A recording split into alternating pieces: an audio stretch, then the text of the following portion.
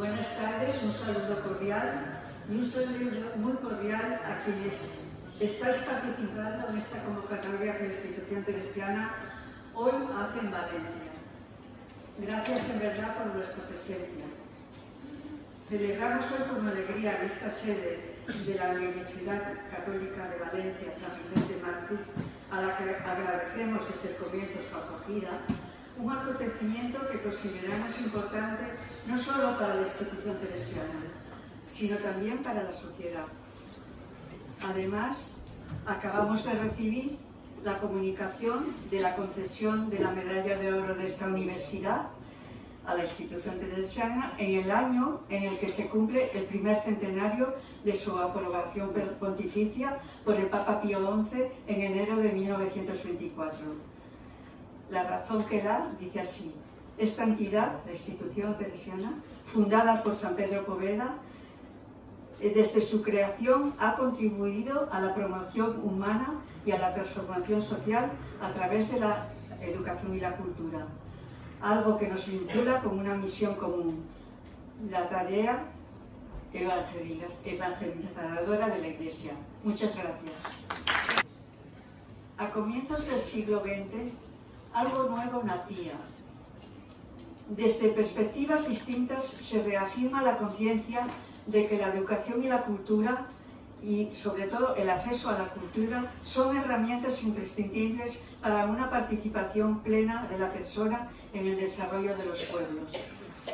Especialmente la mujer, oculta y silenciada hasta ese momento, va ocupando lugares hasta ahora veterados a ella porque su condición de mujer le impedía acceder a los lugares de formación superior. Los cristianos no son ajenos a esta circunstancia. Un joven sacerdote, Pedro Poveda, algún autor lo define o lo califica como un poco incómodo, a quien hoy la Iglesia Universal reconoce como un sacerdote santo, va configurando una propuesta intentando armonizar en la persona algo que parecía imposible por aquellos principios del siglo XX: la fe y la ciencia, el creer y el saber, el compromiso cristiano y el progreso.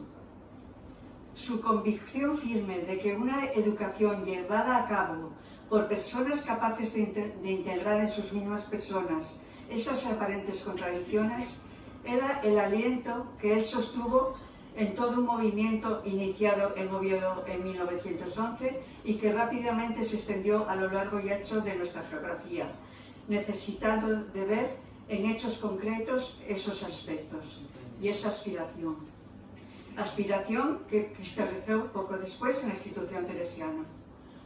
A lo largo del año 2024 estamos celebrando 100 años de su aprobación pontificia. Forman parte de la institución teresiana, canónicamente Asociación Internacional Privada de Fieles, distintas asociaciones cuyos miembros se integran en ella con diversidad de compromisos personales y asociativos. Son personas preparadas científicamente, competentes en su profesión y con sólida experiencia de fe que trabajan con empeño en un modo de educar muy definido, porque pretenden un modo de vivir también muy definido, mostrando, en palabras de Pedro Poveda, que la ciencia hermana bien con la santidad de vida. Y lo muestran, la dimensión de servicio a todo lo humano, educando, humanizando, a la escucha de las necesidades que toda dignidad humana requiere hoy. El arte de educar y el arte de vivir nuestro crecer diario encierran siempre una difícil naturalidad que exige conjugar bien suavidad y fortaleza, vivir sin distinciones en lo exterior, pero siendo singulares en lo interior, con un estilo amable de sencillez y austeridad.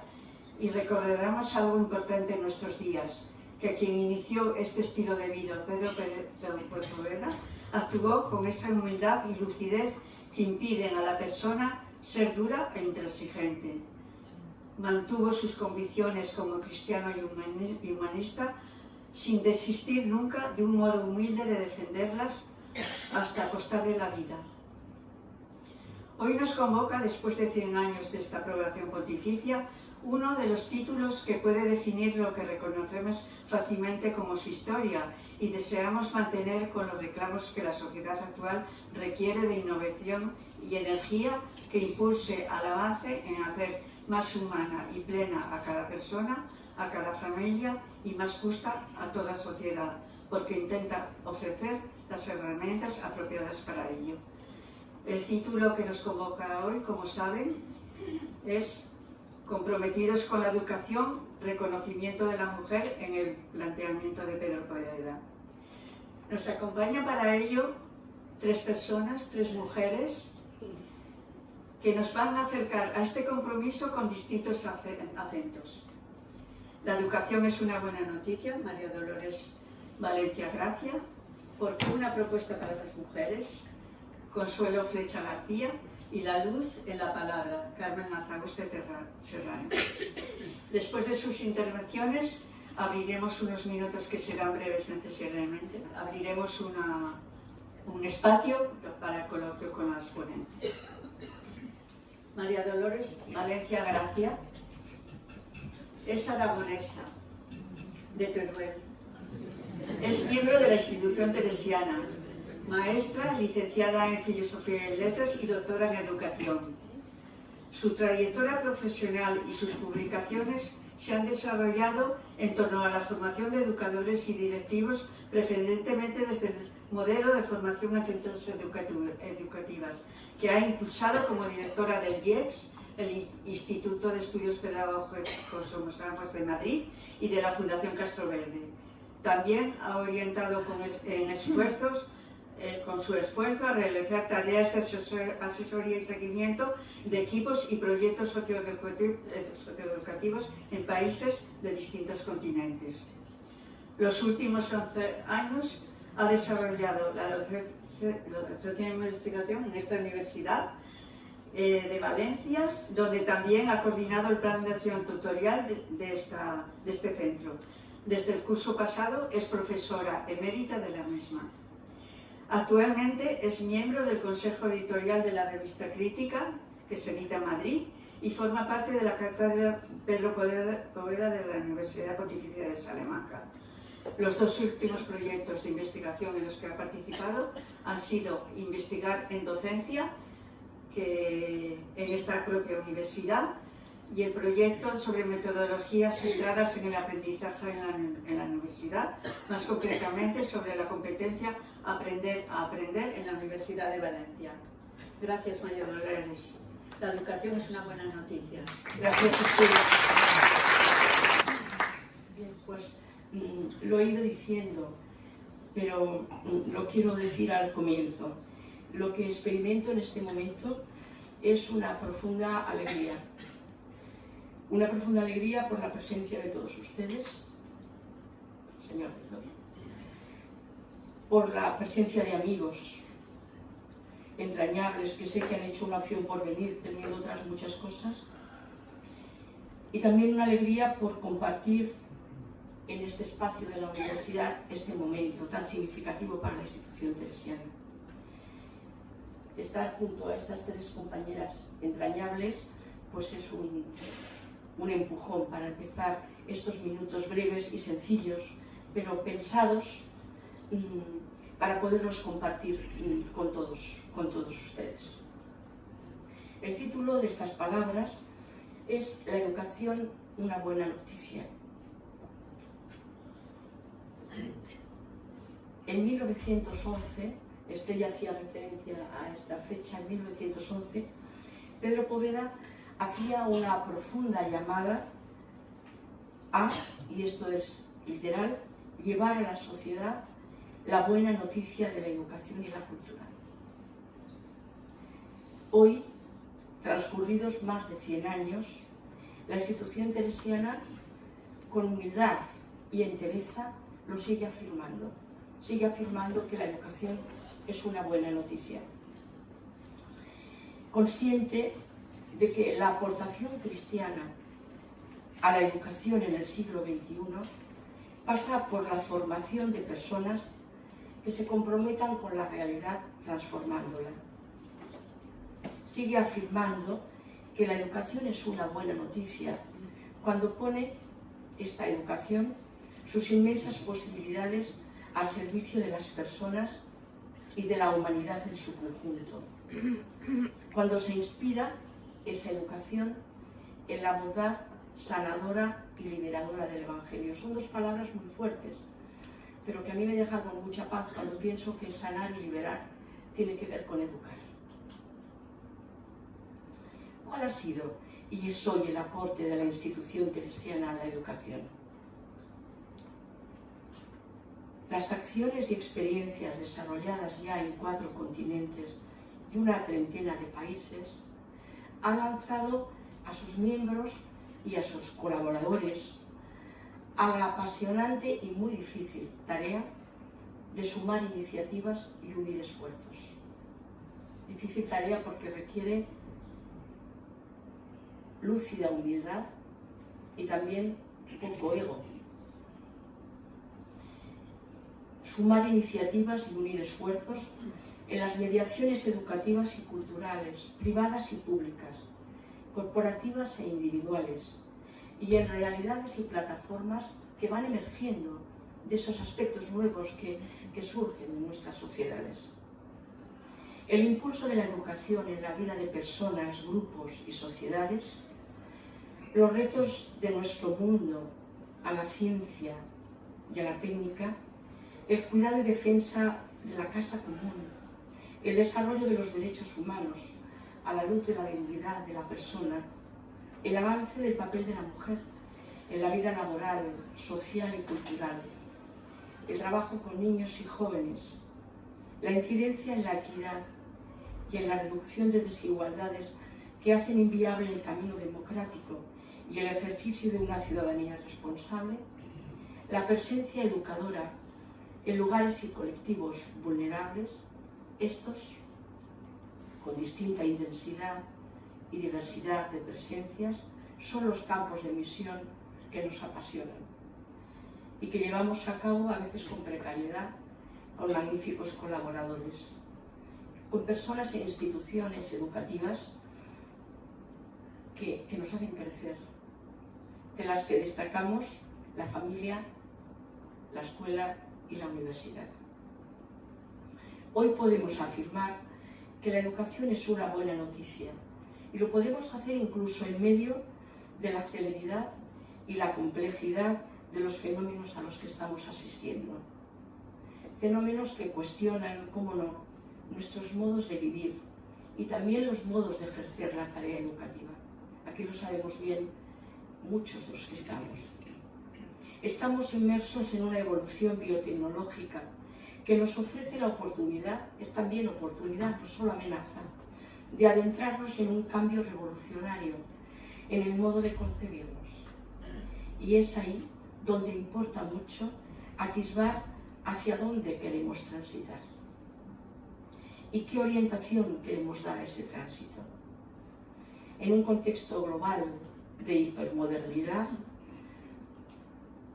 de toda la revolución de las superinteligencias, la ideología transhumanista y la cultura poshumana.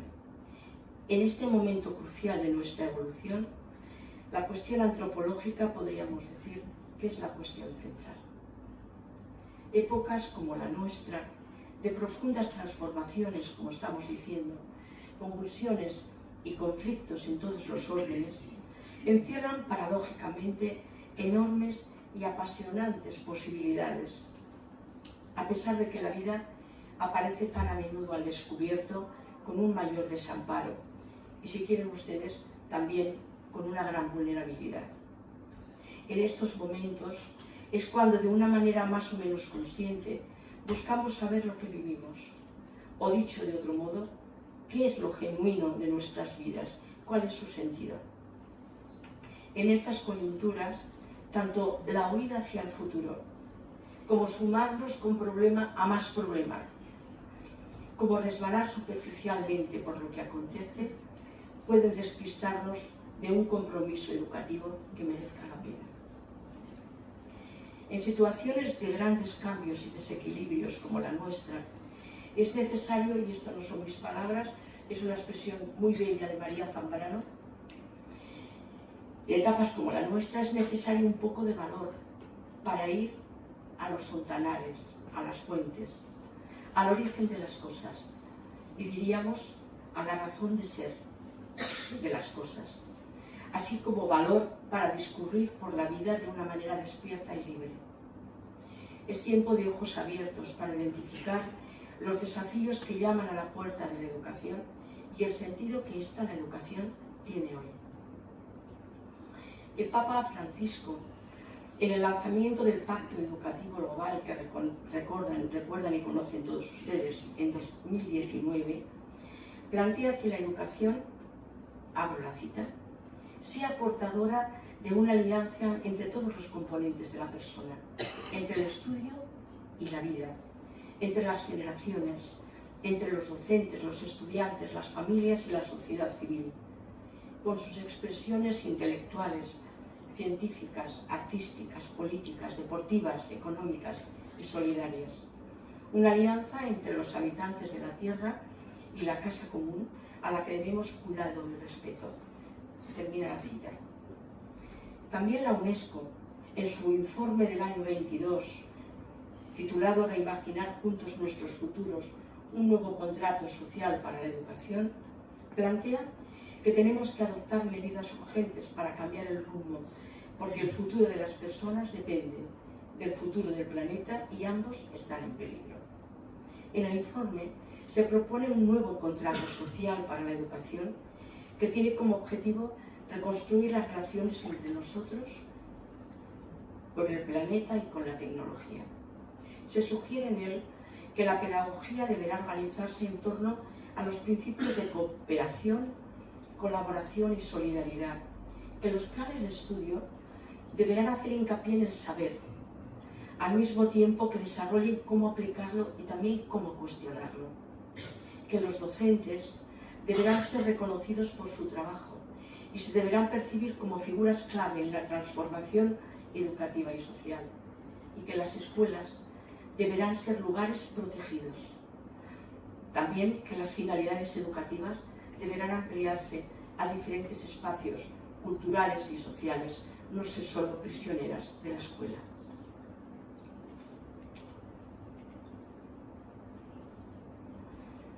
Por nuestra parte, queremos señalar algunos desafíos educativos que entendemos reclaman una respuesta a la que no podemos renunciar. El primer desafío que queremos compartir es este: la educación como acontecimiento moral. Es un desafío muy grande, pero es central. La educación como acontecimiento moral. El vínculo y el encuentro como cualidad de lo educativo. Y sus valores. Hay un pedagogo, Benjamín Berlanga, no sé si es un poco pesimista, pero luego da soluciones, que habla de que estamos en un momento de apagón pedagógico y que estamos viviendo y que debemos considerar la educación como un acontecimiento ético para arrojar luz a ese apagón pedagógico. Se trata de un giro muy sutil. En lugar de concebir la educación como intervención en el otro, que lo es, pensarla como encuentro y reinventar el alcance y sentido del amor pedagógico, de la relación pedagógica. Diría Benedicto XVI dirigiéndose a los profesores de la universidad: la caridad intelectual, el amor pedagógico. Segundo desafío, pensar la educación desde las ruinas. Esto parece poesía. A mí me inspiró mucho, no me voy a pasar de los 25 minutos, de los 20. Me inspiró mucho el Papa Francisco en el día de Pascua, en las palabras que dirigió a todo el mundo antes de la bendición Urbi et Orbi, que cuando hizo el relato de todos los lugares que estaban en conflicto, en guerra, o zonas que estaban viviendo situaciones tremendamente inhumanas, dijo, emocionado, algo que sí me quedó grabado: tenemos que mirar la tristeza en los ojos de los niños. Lo recordarán algunos de ustedes. Bueno, pues quizá un elemento, un reto, es que la educación mire las ruinas. No hace falta irse a la guerra, todos conocemos en los contextos cercanos ruinas, ruinas humanas, ruinas de relaciones, ruinas económicas, ruinas de sentido. Sí urge una educación que desvele, en palabras de Arantxa Aguado, el rostro y la dignidad, que devuelva el rostro y la dignidad. Ante los fenómenos ruinosos presentes en nuestras sociedades, educar la mirada es para nosotros un desafío educativo. Se trata de aprender juntos, como diría Madeleine Delbrel, a perforar la realidad. Se trata de educar a personas con ojos abiertos y serlo nosotros, para ver la desgracia y comprometernos con su transformación, y también para percibir y celebrar la belleza y la luz, que también la necesitamos mucho.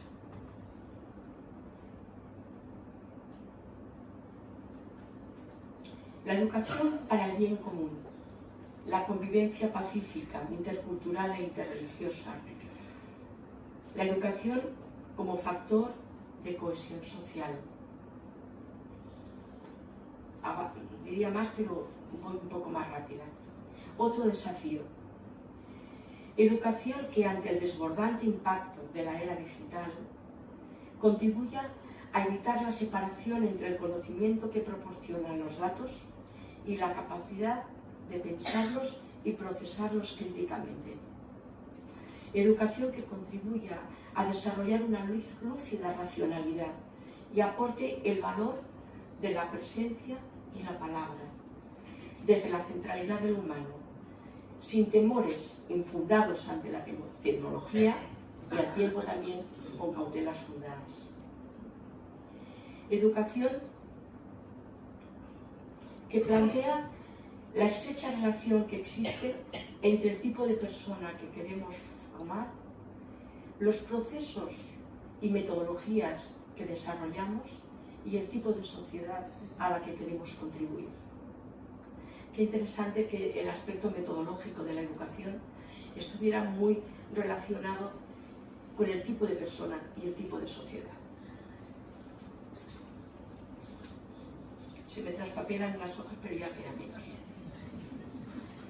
Pero, dichos estos desafíos, en la institución teresiana creemos que hay un desafío raíz. ¿Cuál es? No se descubre ningún Mediterráneo, lo compartimos todos nosotros, pero decir que es un desafío raíz en esta sala ante ustedes da fuerza. Es dar valor a la educación como forma muy valiosa de transmisión de humanidad. Quizás la clave de nuestro orden mundial, el que se está gestando, radica fundamentalmente en qué se convertirá la especie humana y qué efecto tendrá esa transformación sobre la conciencia de los individuos y el conjunto de la humanidad. Necesitamos, a través de la educación, edificar sociedades con un elevado grado de cualidad humana y formar educadores e instituciones educativas comprometidos con esta orientación en sus personas, en sus finalidades y en sus acciones. Este desafío raíz ha sido constante, permanente en la andadura educativa de la institución teresiana, con las concreciones que en cada tiempo se han requerido. Pedro Poveda ha hecho referencia a Estrella al comienzo de una manera muy clara a esto que voy a decir. Pedro Poveda nos plantea educar a una persona eminentemente humana y toda de Dios. Todo un desafío apasionante, difícil, pero de una luz tremenda. Una persona eminentemente humana y toda de Dios, entendiéndola como un espíritu encarnado en el cual la dimensión espiritual y la humana se encuentran armónicamente integradas. Antropología con la que nos comprometemos, orientada a la construcción de un renovado humanismo de base ética y espiritual y sustentada en una cosmovisión integradora que no pretenda desautorizar a la ciencia ni a la tecnología, sino complementarla, enriquecerla y humanizarla. Una antropología pedagógica que nos ayude a fundamentar hoy la unidad en la diversidad humana y que ponga su raíz en la convivencia pacífica sobre la base de la comprensión y la inclusión. Recuerdo, esto es una anécdota breve, pero recuerdo en una hace ya años de esto, en una convocatoria que se hizo en la residencia de estudiantes en Madrid, que Alain Touraine era el orador, una persona del público, él había reformado los liceos franceses, y una persona del público le preguntó: si usted se tuviera que quedar con una única asignatura, ¿cuál daría, señor Touraine? Y no lo dudó, la comprensión de la condición humana. Bien, pues en su centenario la institución teresiana quiere mirar esos desafíos, estos y otros, que a lo mejor son mucho más importantes. Estos son los que buenamente hemos querido compartir. Dialogando con Pedro Poveda. A Pedro Poveda no le podemos decir hoy que diga lo que no puede decir, que su contexto era otro. Ni podemos tampoco tergiversar para hacer llegar, no. Sí podemos aprender de cómo él se situó, de sus convicciones, de sus luchas. Y aquí únicamente hacemos referencia a cómo afrontó él su entorno y eso que nos inspira a afrontar el nuestro hoy. Y solo menciono 4 rasgos, estoy acabando. El primero, que lo he dicho, pero lo traigo aquí de nuevo, para él el verdadero humanismo implica la apertura a Dios vivo, que planifica lo humano. Él se situó con una disposición mental mirando de frente las cuestiones educativas fundamentales y entrando en contacto con ellas y buscando con otros respuestas responsables y comprometidas. También en su vida, en su biografía y en su modo de ver la educación, el contacto con los rostros de pobreza de su tiempo influyó tan decisivamente en la perspectiva que adoptó en su modo de mirar la educación, que quiso cambiar la realidad injusta, actuó en la línea de un cambio cultural y social y vio en la educación la vía de solución. Por último, insistió, también Estrella ha hecho mucha referencia a esto, insistió en abrir espacio a la fe en el corazón del hombre y la mujer intelectuales. Qué difícil esta dimensión. Planteando la centralidad del diálogo de la fe con la ciencia. Para ello, Poveda se esfuerza por llevar a cabo un movimiento de personas, grupos e instituciones que trabajen por desarrollar una educación basada en un humanismo cristiano, estableciendo al tiempo un movimiento de educadores con competencia profesional, al servicio de los otros, y desde un plan que permitiera aprovechar las mejores energías y orientar las estrategias, los recursos y la acción pedagógica. Voy a concluir con cine, pero es tan corto que si no se fijan ustedes no lo van a ver. Muchos de los que están aquí en el año 2016 asistieron al estreno de la película Poveda. La recordarán. Bueno, pues para terminar traigo son unos 3 fotogramas, el final de la película. Y lo contextualizo para quienes no lo han visto, porque este es el mensaje, yo diría, exprimido de lo que he pretendido, si se ha podido conseguir, comunicarles hoy. El contexto es el cementerio de la Almudena de Madrid, y es el 28 de julio de 1936 cuando ejecutan a Pedro Poveda. En la película aparece un personaje que es de ficción, pero que tiene su base real en la historia. Es un miliciano, Manolo, que cuando se entera que un tal Poveda es conducido al cementerio para ser ejecutado, reconoce en ese Poveda al sacerdote que cuando él era un niño en las cuevas de Guadix le ayudó. Y se le pone la carne de gallina y va a ver si puede evitar esa ejecución, pero cuando llega al cementerio se encuentra el cuerpo muerto de Pedro Poveda. Y un compañero miliciano le pregunta. Bueno, ese es el contexto.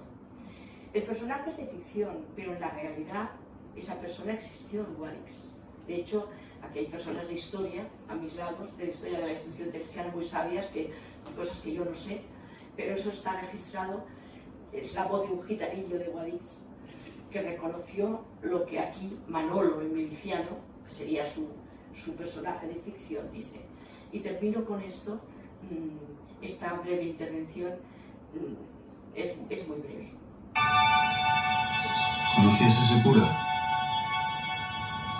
Sí. Es que me hizo persona.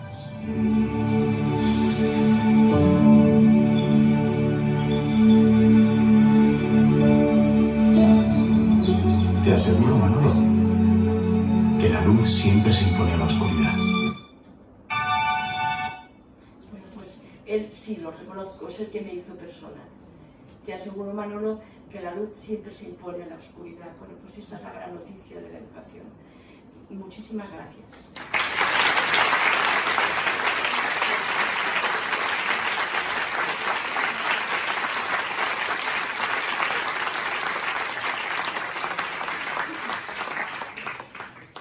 Gracias, María Dolores. Consuelo Flecha García es bilbaína. Realiza su licenciatura de Filosofía y Letras en la especialidad de Pedagogía en la Complutense de Madrid y allí realiza su doctorado en Ciencias de la Educación. Actualmente es catedrática emérita e investigadora honoraria de Historia de la Educación en la Universidad de Sevilla. Tiene una amplia experiencia docente e investigadora relacionada con los procesos educativos y profesionales de las mujeres en la historia y en la actualidad, cuyos resultados ha difundido en numerosas publicaciones, congresos nacionales e internacionales. Ha sido profesora invitada en distintas universidades de Latinoamérica, Europa y Asia. Es socia fundadora del Seminario Interdisciplinar de Estudios de las Mujeres de la Universidad de Sevilla y participa en distintas asociaciones profesionales y científicas dedicadas a los estudios de las mujeres y a la historia de la educación. Solo un par de publicaciones, porque sería interminable, que ella ha realizado: Las primeras universitarias en España o Las mujeres en la legislación educativa española. Y me parecen expresivos los premios que ha recibido. Varios premios de reconocimiento a su actividad profesional en estos campos, entre ellos el Premio Meridiana de la Consejería de Igualdad de la Junta de Andalucía, el Premio Fernando III a la Innovación Educativa de la Fundación CEU Andalucía, la Medalla de la Ciudad concedida por el Ayuntamiento de Sevilla y el Premio Fama de la Universidad de Sevilla.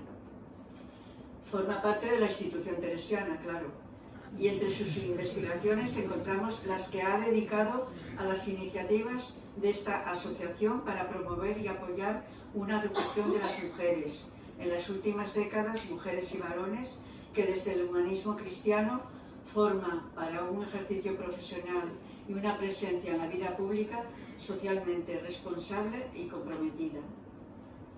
¿Por qué una propuesta para las mujeres, Consuelo? Buenas tardes, gracias Estrella, gracias por la invitación de quienes habéis organizado este acto, gracias a las autoridades que nos acompañáis y desde luego gracias a quienes amablemente y en tan gran número habéis acudido a este acto. Ante la pregunta que formulo en el título, ¿por qué una propuesta para las mujeres?, caben distintas respuestas de acuerdo sobre todo con la edad de quienes la demos. La realidad hoy, en casi todos los países occidentales, cuando observamos los estudios que realizan, las profesiones que ejercen, las decisiones personales que toman, su protagonismo en ámbitos empresariales, culturales, políticos y otros, puede parecer natural a las generaciones más jóvenes, creyendo que siempre fue así. Pero las generaciones de más edad somos muy conscientes de la espectacularidad de lo que ha sucedido. una respuesta, una pregunta, a la que en cualquiera de los casos podremos expresar mejor si recordamos que cuando el siglo XX daba sus primeros pasos, había mujeres que estaban demostrando en España y también en otros países una convencida voluntad de acceso a espacios donde no se les permitía estar. Uno importante, a profesiones cualificadas que requerían estudios superiores. Es verdad que a principios del siglo XX ya había algunas ejerciendo la medicina y la farmacia. Se iban a estrenar en el profesorado de segunda enseñanza y universidad y también en la gestión de bibliotecas, de museos y de archivos, y había una realidad de muchas maestras que llevaban ya casi un siglo en las escuelas de primera enseñanza y con algo menos de tiempo profesoras en las escuelas normales donde se formaban las futuras maestras. Una época en la que nuevos grupos sociales levantaban su voz reclamando derechos no reconocidos, y entre ellos grupos de mujeres que en esa búsqueda sintieron el aliento de personas más sensibles a las cuestiones que anunciaban transformaciones sociales de fondo. Pedro Poveda fue una de ellas, un educador y un humanista, ya nos han dicho, al que no pasó desapercibido un acontecimiento que estaba ganando protagonismo en el primer tercio del siglo XX, el lugar y el papel de las mujeres en las sociedades modernas. Asunto que en su emerger encontraba importantes resistencias, debido a que formación superior y desempeño profesional, con presencia en ámbitos relevantes y con salarios que garantizaban una autonomía digna, rompían el orden social vigente de dicotomía de espacios y de funciones de acuerdo con el sexo. Las mujeres de clases medias estaban intentando nuevas formas de vida, exigían las mismas condiciones de ciudadanía pensadas solo para los hombres y tomaban decisiones hacia otras trayectorias para su futuro. Lo ponían de manifiesto en comportamientos distanciados del modelo de mujer al uso, levantando sospechas y sembrando dudas en las familias sobre la conveniencia de elegir ese camino para sus hijas. Entre estos movimientos de apoyo encontramos a la institución teresiana, la cual optó por una respuesta que se percibía imprescindible desde la lectura que Poveda hizo del entorno, del contexto. Tenemos que estar donde lo que los tiempos demandan. Y la llevó a la práctica en un contexto de distintas iniciativas de reforma y de innovación centradas en los procesos educativos. Educación y mujeres fueron dos descriptores de los proyectos de una asociación de profesionales católicas, mayoritariamente en el campo educativo, que decidió ese apoyo a las mujeres estudiantes y a su ejercicio profesional. A partir de 1911, como ya hemos escuchado, en contacto con algunas profesoras de escuelas normales y con maestras, inició la apertura de lo que llamó academias, internados y residencias universitarias. En este caso, la primera residencia universitaria femenina que se abría en España, inaugurada en 1914 en Madrid, aunque parecía innecesaria, ya que eran todavía muy pocas las alumnas de enseñanza superior.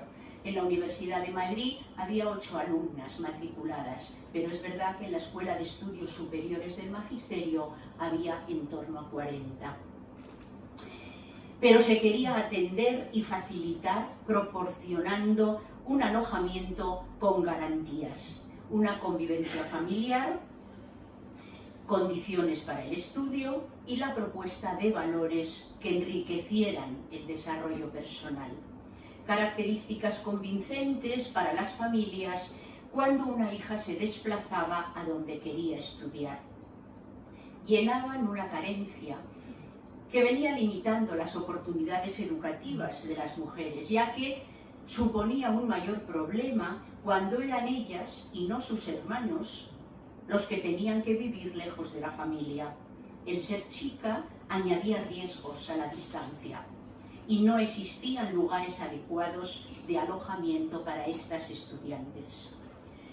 Una necesidad que se confirmó en las solicitudes de apertura en muchas provincias, en la acogida que encontraban por parte de las familias y en los resultados académicos obtenidos. Fue muy rápido el ritmo de extensión por toda la geografía nacional. La secuencia de inauguraciones llama la atención. En 1924, fecha del centenario que estamos celebrando, ya había 12 academias funcionando, 3 que no habían tenido continuidad y otras 13 solicitadas, pero sin haber podido dar respuesta positiva. Oviedo, Linares, Jaén, Madrid, Málaga, Alicante, Cádiz, La Carolina, León, Barcelona, Teruel, Ávila, Burgos, San Sebastián, Córdoba. Y después de 1924, Sevilla, Bilbao, Salamanca, Santiago de Compostela, Valencia, Zaragoza, Valladolid, Granada y, antes en 1928, Santiago de Chile y en 1935, Italia. Además de otras iniciativas también relacionadas con la educación y con las mujeres universitarias. De 1911 a 1935, la institución teresiana tenía en marcha 42 realizaciones, más las que no habían tenido continuidad. Demostraban la repercusión satisfactoria que generaban y la utilidad que tenían. Pero no solo ofrecían alojamiento.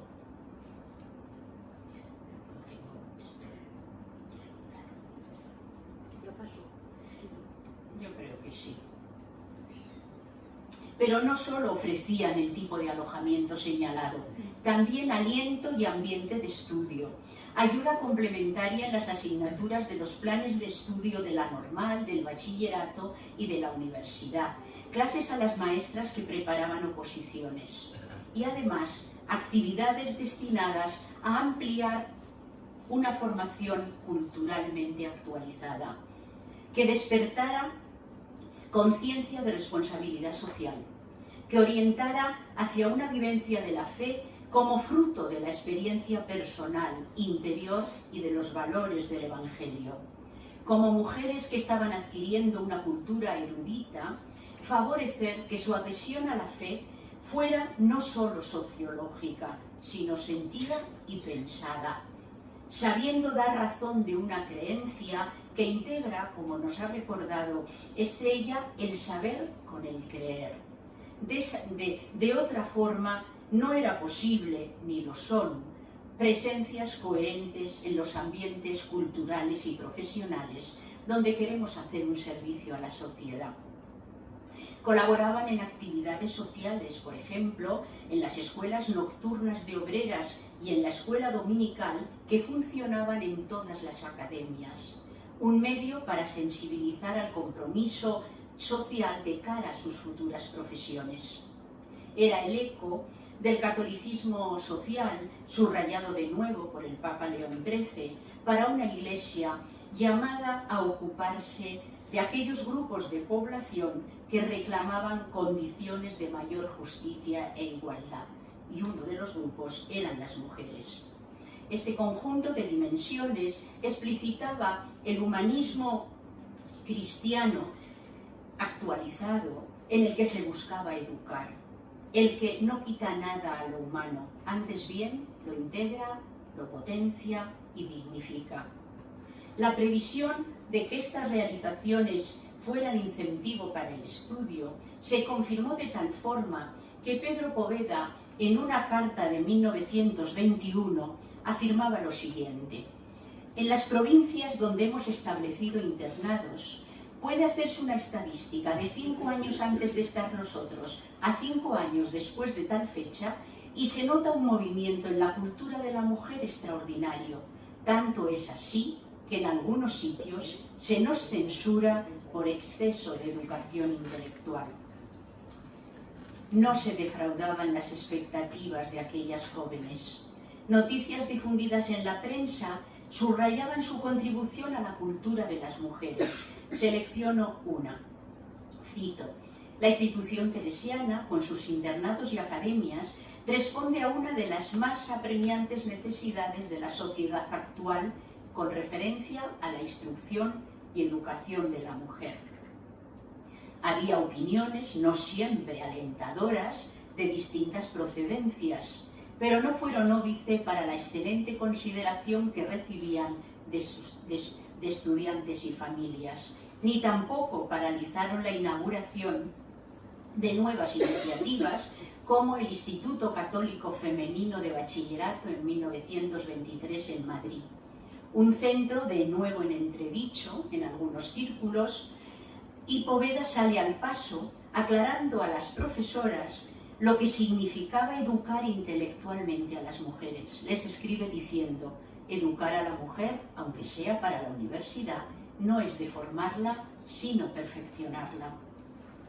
En la residencia universitaria de Madrid, el público asistente a la despedida de las finalistas de 1927 pudo escuchar lo que se les decía a aquellas jóvenes. Cito: hoy la inteligencia domina el mundo y de esta nace la necesidad de estudio.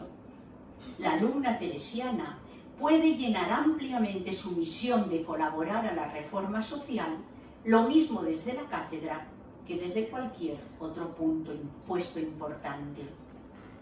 Jóvenes con conciencia del valor de su inteligencia y de sus aportaciones, como demuestra la pregunta 3 años después que lanza otra alumna de la misma residencia en el discurso de la fiesta de clausura del curso, la cual confirma la formación que recibían. Se preguntaba: ¿por qué ha de restarse la mitad de las inteligencias al combate con que la humanidad trata de conseguir sus destinos? Tenían muy claro que no se podía prescindir de la mitad de la población, y ella hablaba de la mitad de las inteligencias. Desmentían de esta forma el estereotipo que situaba a todas las mujeres creyentes admitiendo las desigualdades tradicionales, enfrentadas al progreso, responsables de la permanencia de una condición femenina devaluada debida a su pertenencia eclesial, de la que se generalizaban determinados discursos en detrimento de otros. Compromiso eclesial como seglares, asumido individualmente y al mismo tiempo apoyadas por un ambiente asociativo que lo favorecía e impulsaba. Unas convicciones actualizadas y unas prácticas no habituales, particularmente analizadas y comentadas cuando eran mujeres las que se sumaban a ellas.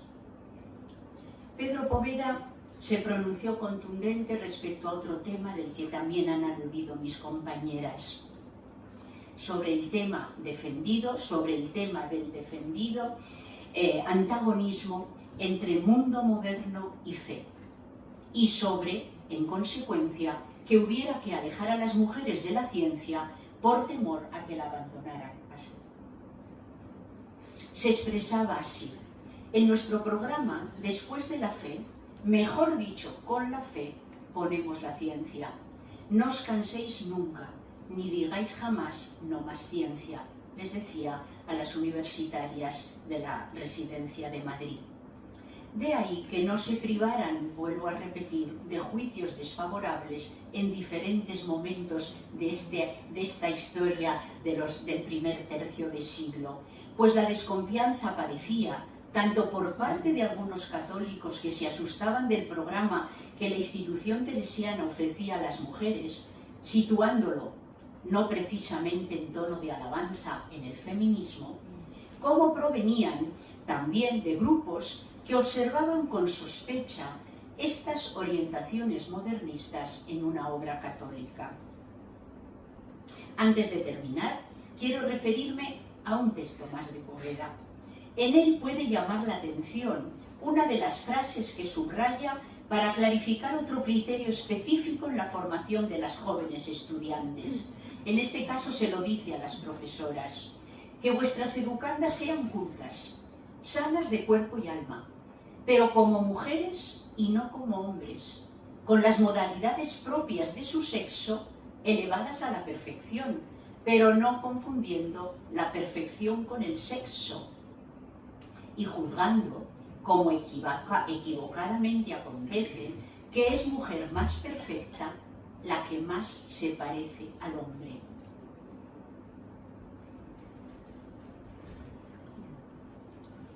En modales, palabras y hasta en bromas. Yo sabía que no acababa ahí. El horizonte hacia el que orienta para ir construyendo la propia identidad y para lograr las expectativas albergadas en aquellas chicas no debía tener como modelo de referencia los criterios de masculinidad entonces vigentes, considerados más valiosos que los de la feminidad.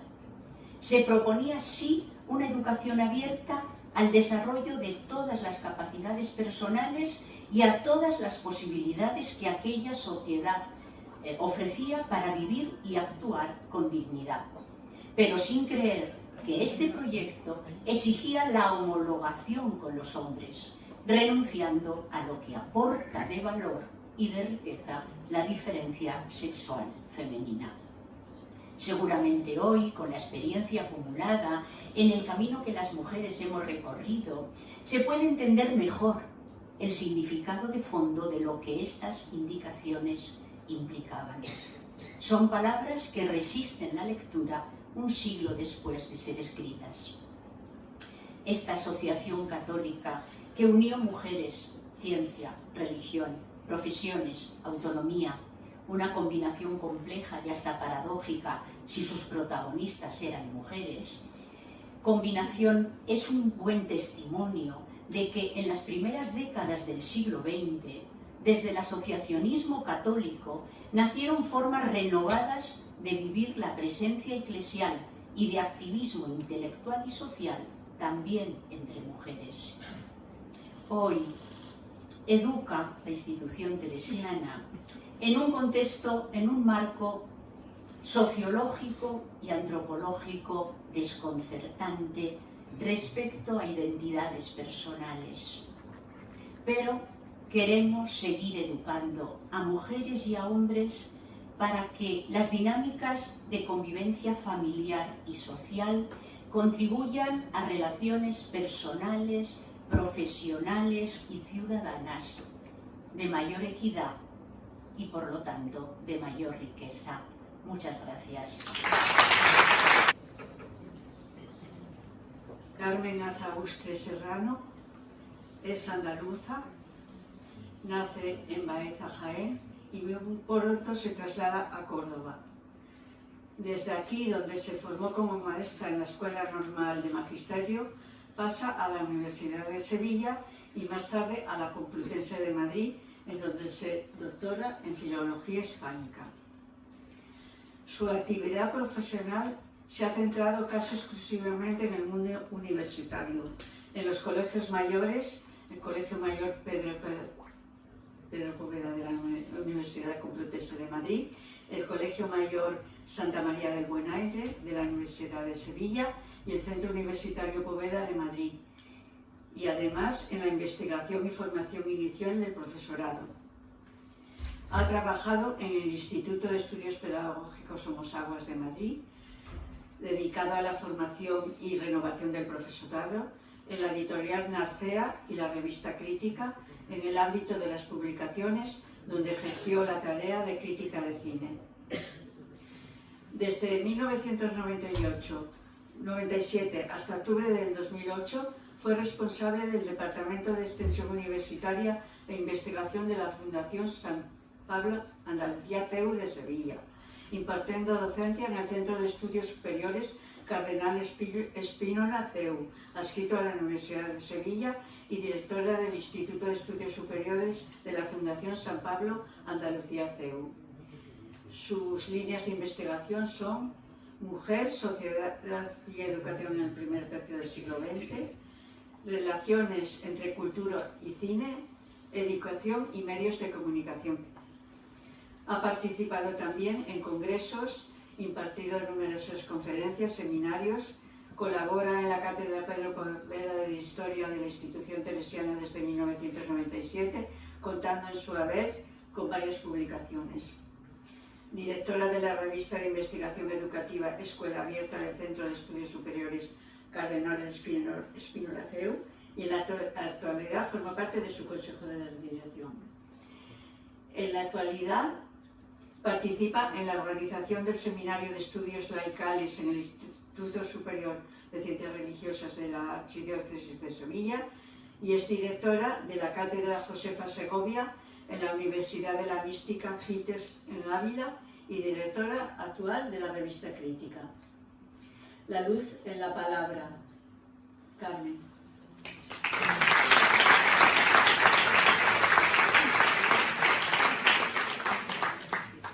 Gracias, Estrella, por tu presentación y gracias a la comisión que me ha hecho el regalo de dar el salto de Sevilla a Valencia.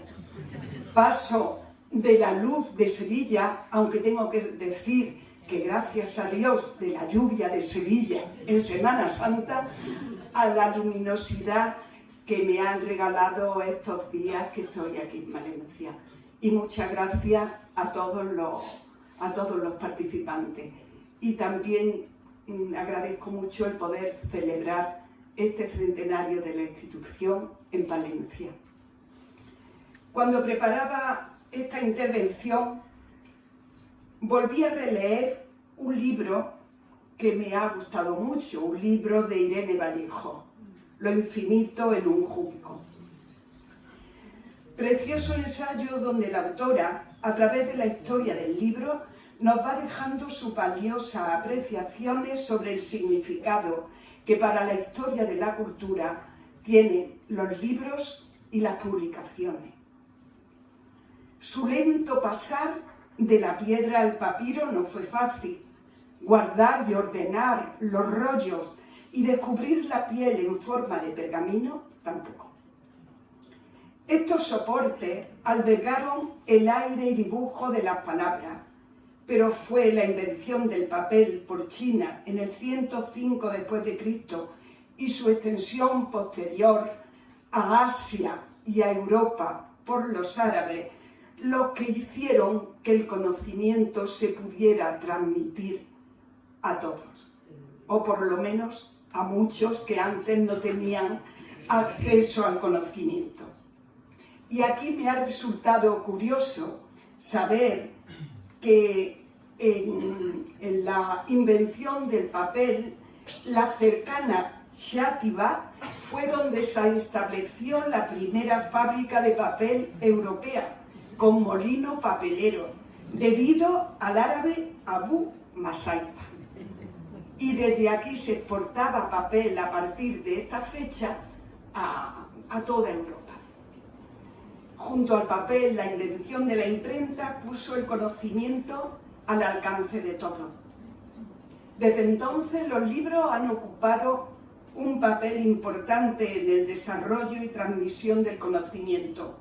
Y en más, como afirma Stefan Zweig en el memorable final de Mendel, el de los libros, cita que recoge Irene Vallejo, los libros se escriben para unir por encima del propio aliento a los seres humanos y así defendernos frente al inexorable reverso de toda existencia, la fugacidad y el olvido.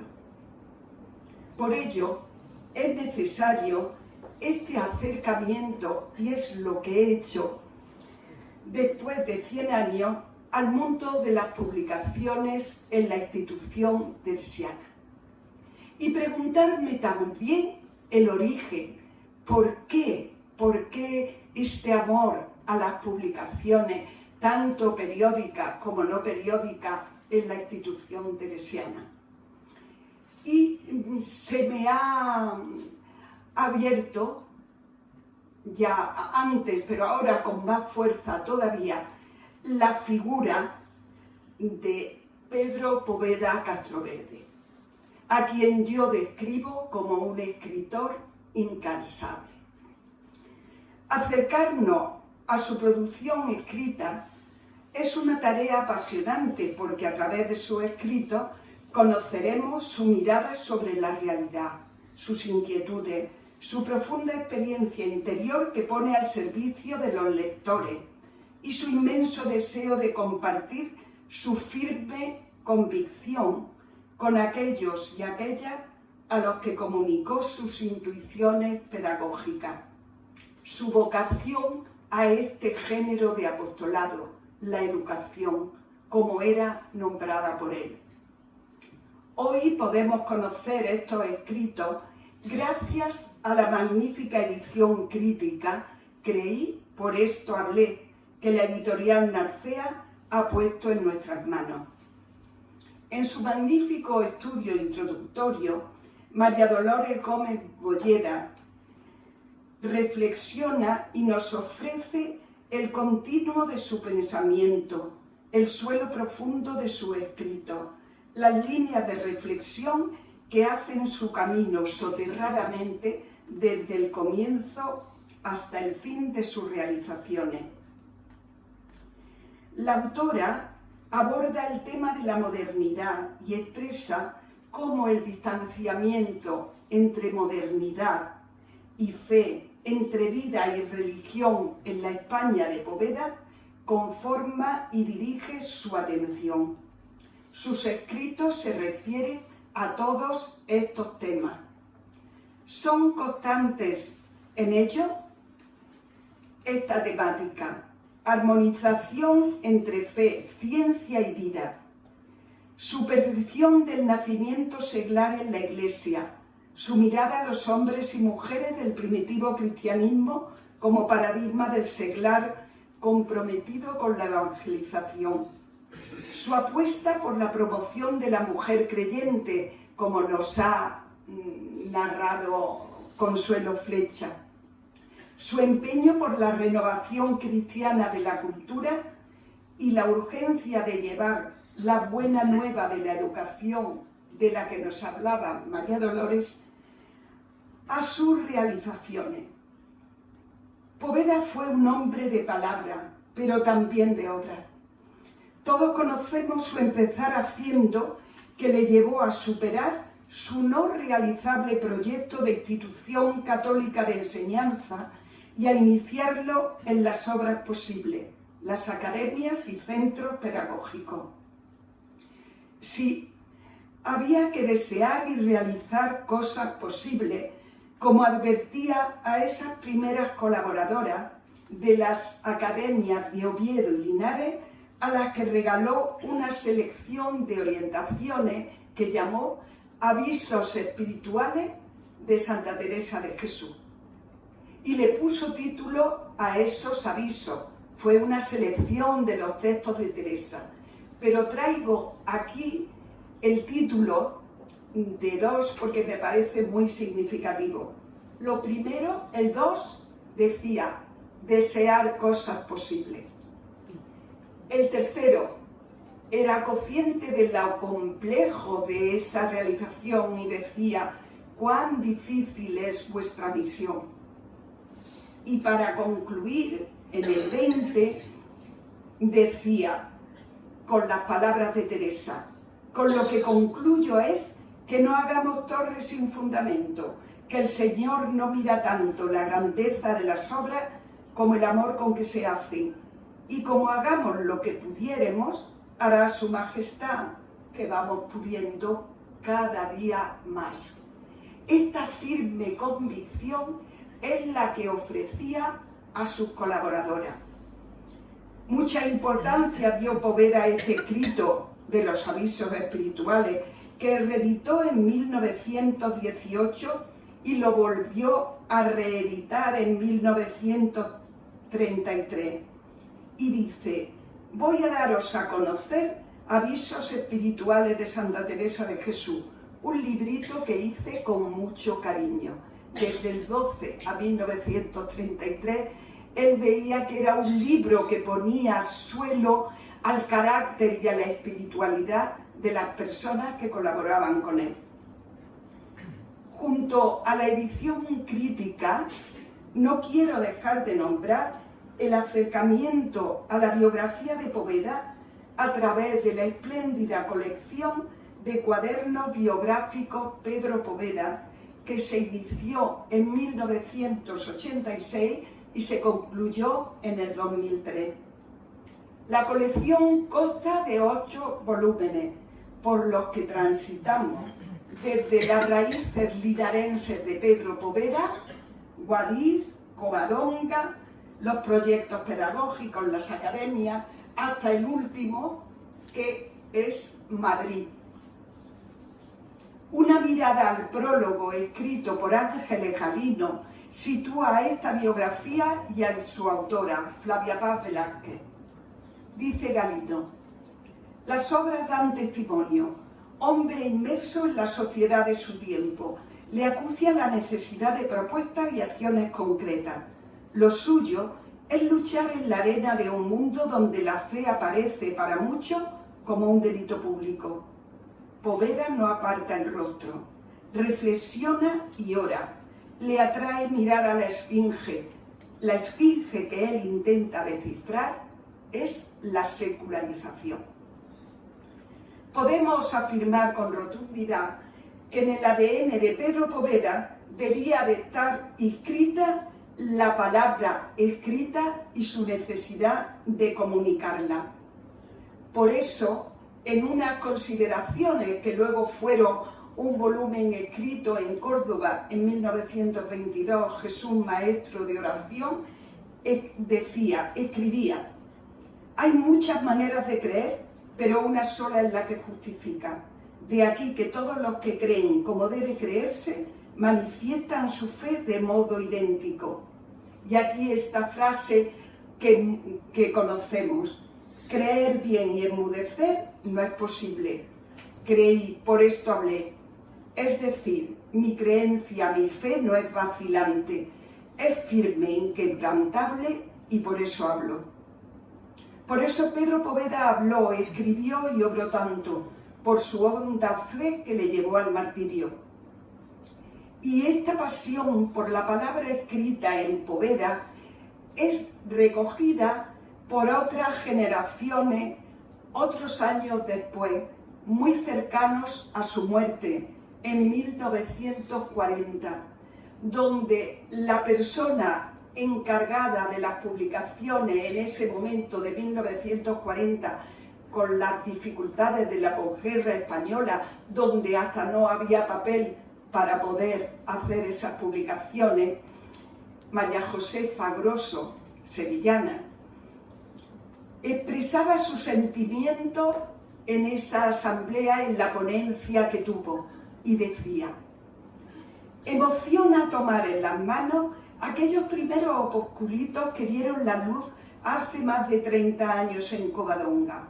Lo primero que publicó fue su singular trabajo, Ensayo de proyectos pedagógicos para la fundación de una institución católica de enseñanza, en el año 1912.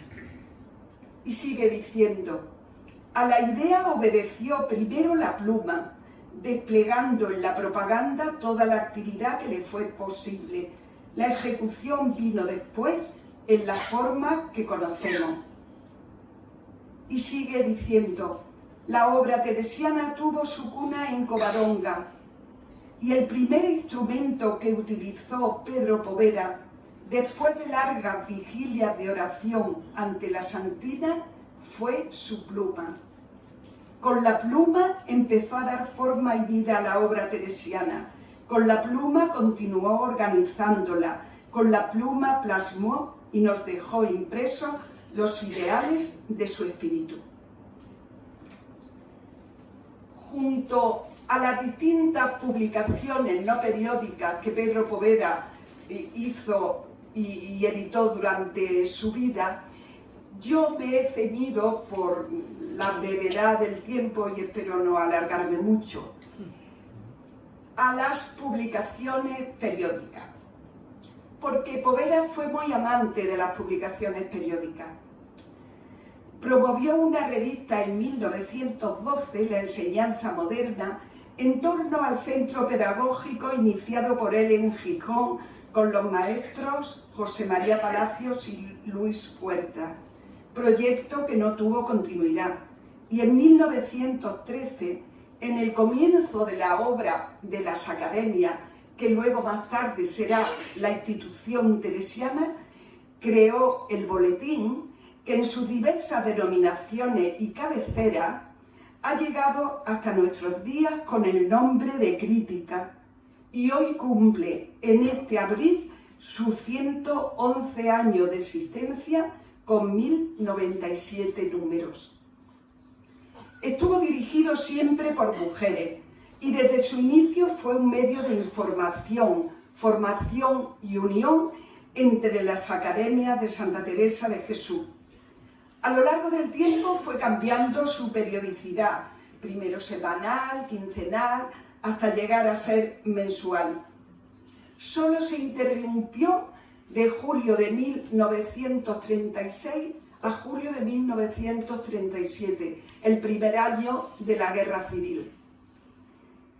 Y luego empezó a publicarse y tomó un nuevo nombre. En el 44 pasó a denominarse Revista de la Institución Teresiana.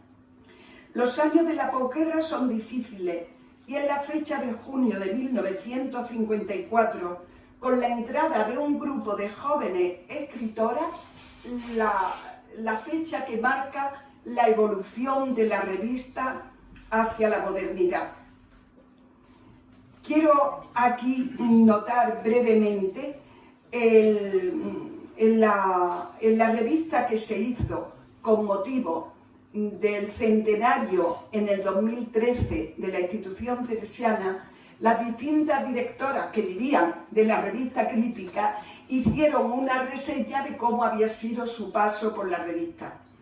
Y me encanta porque supone lo que es el cambio a la modernidad de la revista, la descripción que hizo María Dolores Gómez Molleda de ella. Dice: poco a poco la revista se había ido transformando, ya nada nos paraba, salíamos en busca de la noticia, hacíamos entrevistas, participábamos en actividades culturales, íbamos tras el libro recién puesto en el escaparate, el análisis de la actualidad estaba a la orden del día. Y así también se transformaba el subtítulo de la revista, Ensayo, Crítica, Actualidad.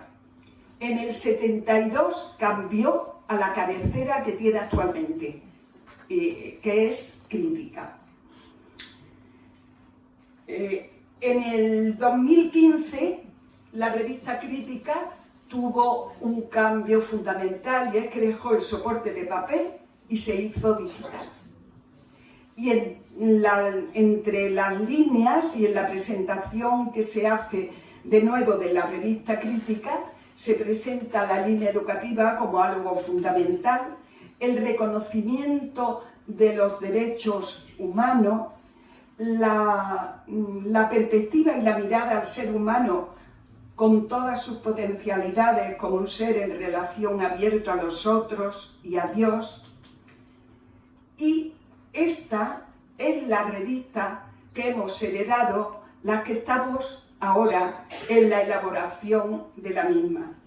Podemos decir que Crítica sigue viva e impulsando el sueño de Poveda, y la que ahora tenemos el encargo de crearla, podemos decir que sentimos la presencia cercana del fundador del boletín, del director, del redactor, del propagador, porque en esa misma ponencia en la que aludía al principio, habla María Josefa Grosso de cómo los primeros números los hacía directamente Pedro Poveda. Y si tenía que viajar, pues lo dejaba todo preparado para que la revista no perdiera su edición.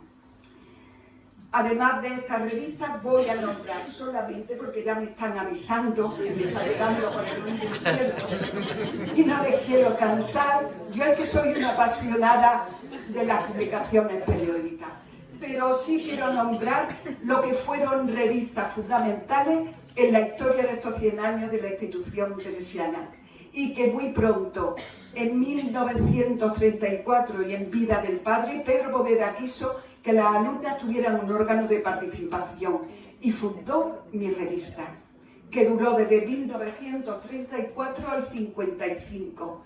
Y un año después, cuando la revista se cierra, se crea Molinete. Yo creo que Molinete estará en la memoria de algunos de los que están aquí, dirigida e impulsada por Mercedes Gómez del Manzano. Otras revistas importantes han sido Eidos y una heredera que yo considero de Eidos, que es la revista Nueva América. Siento mucho que la brevedad del tiempo no les pueda ofrecer las investigaciones que he hecho. Muchas gracias. Bueno, según lo prometido y anunciado al principio, vamos a abrir unos minutos necesariamente breves para que ustedes puedan dirigir alguna cuestión, observación, explicación más amplia de lo oído en la mesa a cualquiera de las intervinientes. Yo solamente soy una humilde maestra, pero mientras hablabais me sentía muy identificada con los de Maús, con los discípulos. Cuando dicen, ¿no sentíais cómo ardía nuestro corazón? Pues mi corazón ha ardido sin parar desde que empezó Estrella y continuasteis María Dolores, Chelo y Carmen. Muchos de los que aquí estamos, o muchas sobre todo, hemos tenido la suerte de que la providencia pusiera en nuestro camino a la institución teresiana. Y a mí hoy, y perdonad, más que haceros una pregunta, lo único que me sale decir es un gracias enorme por la suerte que hemos tenido de vivir esta experiencia que vosotros habéis ido marcando en vuestras palabras y que, repito, han hecho arder mi corazón, porque hemos vivido en carne propia todo lo que nos habéis explicado. Gracias, gracias y gracias. Realmente emocionados, pero ya que has acabado, la doctora Flecha ha acabado con una frase que es la que la ponencia ha acabado con una frase que es todo un reto, porque apelando a la necesidad de la reflexión antropológica, pues notas que nuestro humanismo cristiano pues ahora se resiente mucho para poder dialogar con toda la cultura del género. Y yo solo os deseo que con la pericia y la ciencia que albergáis, pues también vayamos entrando. Yo solo, a grosso modo, pienso que el tema de igualdad, pues igualdad era importante desde la libertad, igualdad, fraternidad, y ha sido reducido el concepto de igualdad. Y habría ahora que reivindicar más todo lo que aporta la diferencia. Y eso pues no veo yo demasiados estudios, solo las críticas a la ideología de género son demasiado de rechazo, había que entrar ahí. Y claro, el tema del humanismo cristiano entiendo que tiene un reto ahí grande, y no sé si quieres decir algo, pero tu última frase merecería recordarse ahora. Yo creo que es el gran reto que tenemos y que se ha intentado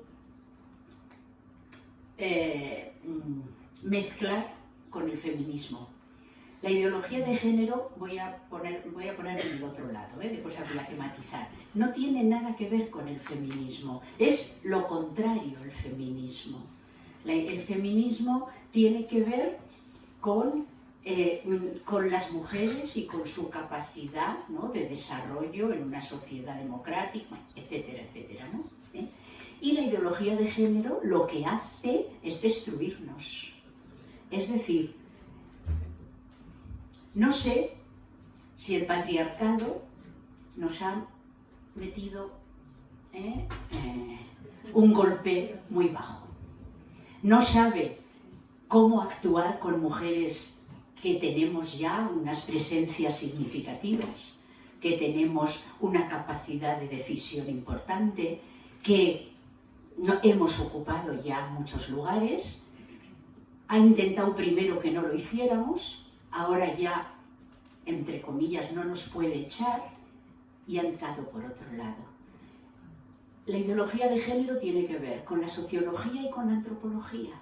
No tiene que ver con el feminismo. El feminismo, bueno, hay muchos feminismos, pero la mayor parte del feminismo, salvo un feminismo muy reducido, estamos absolutamente en contra de la ideología de género.